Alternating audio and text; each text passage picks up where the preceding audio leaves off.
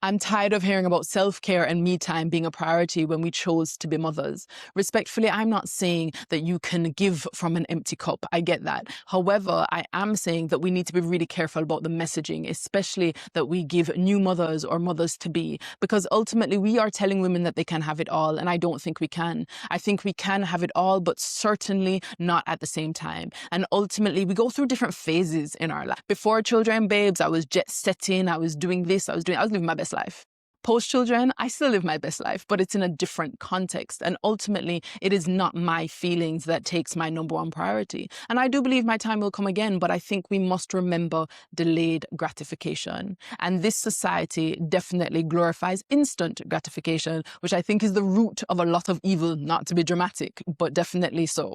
I think when we hear all this self-care talk, we have to remember, where is it coming from? Is it a case of trying to get us to buy things? Is it a case of planting insecurity as a marketing tool? Because ultimately, self-care rituals, routines, spa days, products, it all leads to more and more consumerism, where I actually think we need to go back to the family nucleus, and we need to remember that the family needs don't necessarily require that self-care is our number one priority.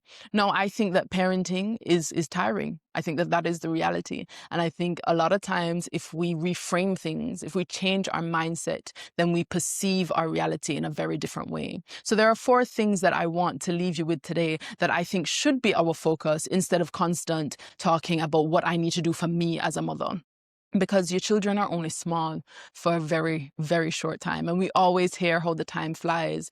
But I think sometimes we forget that it's no longer about us, right? We've had our time and our time will come again. But right now, when we're raising little humans, it has to take a back seat in terms of our feelings and our emotions. And ultimately, that also defines how we show up in the room. It defines how we deal with our frustration, how we express it, how we might pocket our frustration for later. But I think that these 4 things will help. So let me just jump straight to them. The first thing is, instead of constantly talking about what we need to do for ourselves, I think we need to talk more about how routines can transform your household.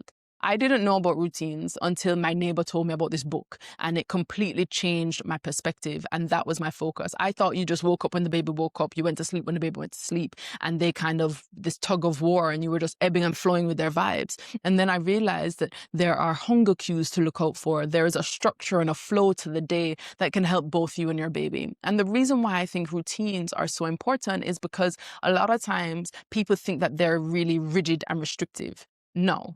I don't think that these early years are about flexibility. I think that we have to actually be very disciplined, very structured, very protective of our boundaries, because I think that that inflexibility early on provides you with so much flexibility later. So for example, my girls are 4, but we were able to go for a later dinner, right? Which was out of their routine. And I think the reason we were able to do that is because they're so used to the routine that when they were very tired at dinner, there was no tantrum, there was no screaming, there was no fussing. They simply said, "Mommy, it's time for me to go to bed."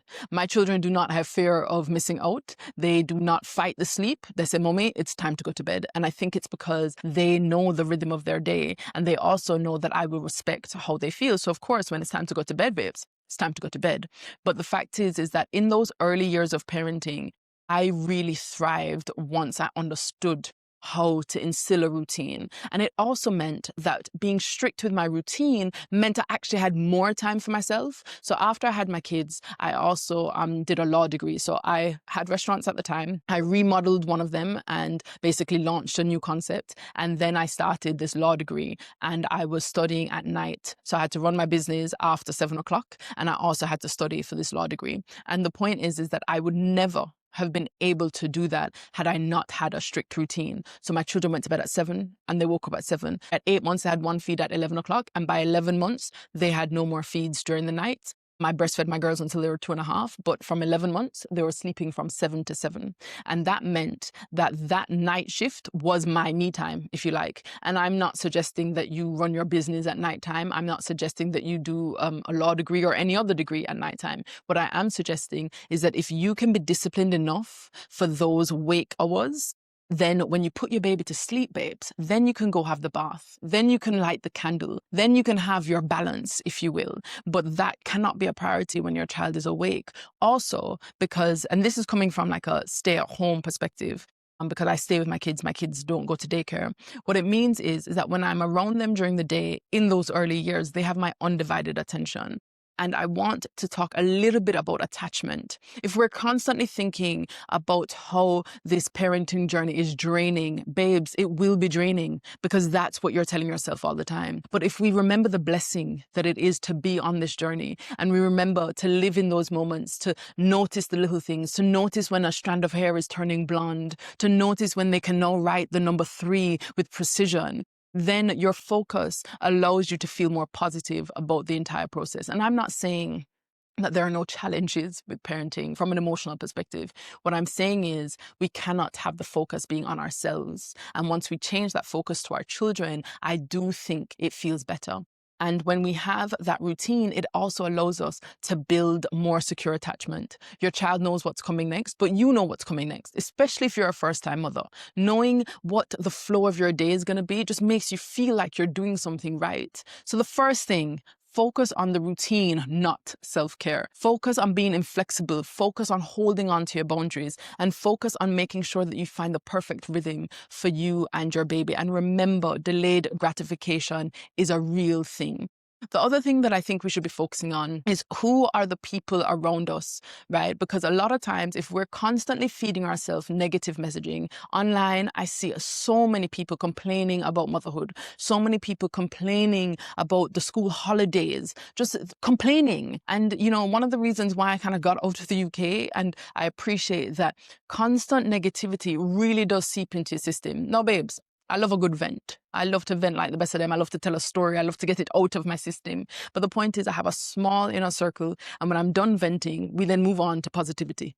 We don't stay and wallow in the negative space. And I just think that we have to be more careful, especially as mothers, about the media that we're consuming, whether it's scrolling online, whether that is watching people talk. Like, we need to make sure that we're feeding ourselves with positive energy, because if you are constantly seeing people complaining, even if you weren't miserable about your parenting journey, it is so easy to become miserable because that is how motherhood is. And, you know, that's kind of the reason why I started talking about motherhood, because I appreciate it is such a sensitive topic, but I just wanted to add a different perspective and to hopefully inspire people to be excited, to love the journey, even with all of its challenges, even when we're finding our way. Because I think sometimes if we're hearing the same thing and it tends to be negative, then we believe that that's how motherhood should be.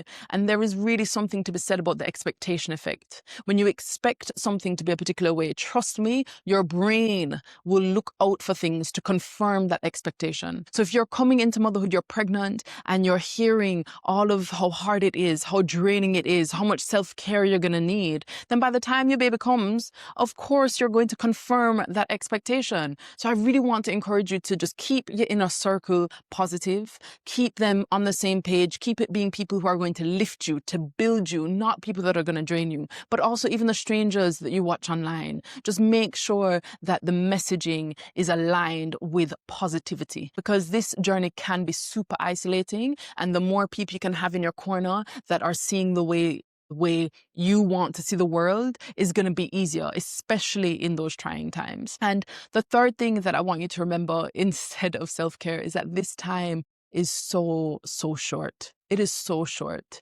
You know, I look at my children when they're in that alien baby phase, and I look at them now, and honestly, I don't know where the time went. I know people hear it all the time, but I just genuinely don't know where the time went. And even we've been traveling all of this year, and I look at pictures from the beginning of the year to now, and they have changed so much. And so I want to remind you to focus on that, to focus on the changes, to focus on the molding that you're doing, to focus on how your behavior and your energy and how you turn up every day can impact a little person's life. And I think if we focus on that rather than ourselves, again, it will change our attitude. But we have to remember that these are the sacrifices that we chose to make. We signed up for this. The children did not ask to be born. And so I think this weird selfishness. I just don't really get it as a society. And I also think it is bizarre to constantly be talking about what we need to do for ourselves. Now, yes, I'm not saying that you should completely deplete yourself, but I also think that it's important to have a realistic conversation that if you are choosing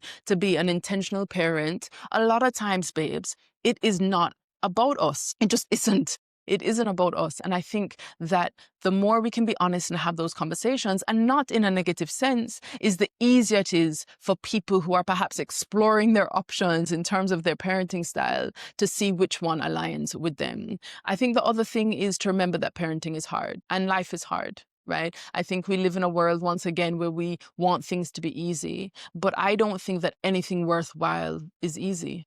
And I think that for me, parenting is difficult, not from the perspective of my children. And I'm not being funny. My children are absolutely amazing. But I think it's hard for me right now because I'm running on 3 hours sleep. The other night I had 1 hour sleep, not even exaggerating, because I'm trying to sort out all of these moving pieces after I put my kids to bed. And when you're tired and hungry, trust me, it's a lot harder to deal with your emotions. And I get that. It's also more difficult for me because I'm by myself. Right. And there's strength in numbers and I just don't have the numbers. So I'm not trying to say that I cannot relate to the challenges and the difficulties of parenting. But ultimately, I also think that the more we accept that parenting is hard, especially when you're going against the grain, is the easier it is to kind of just keep your chin up, as you would say. If we're looking for the easy way out, trust me, you will find it. And I say to people all the time, not just with parenting, but with life, if you give yourself no other option, trust me, your brain will find a way to make it work. So even when we're tired, even when we're drained, even when we're emotionally not having a full cup, as you would say, if you give yourself no other option but to stay true to the way that you have chosen to parent your kids, trust me, you will make it happen. You will go above and beyond what you even thought was capable. And that way, babes, you don't need to focus on self-care and me time. I hope that was helpful, but I'm sure you'll let me know in the comments. Have a great week.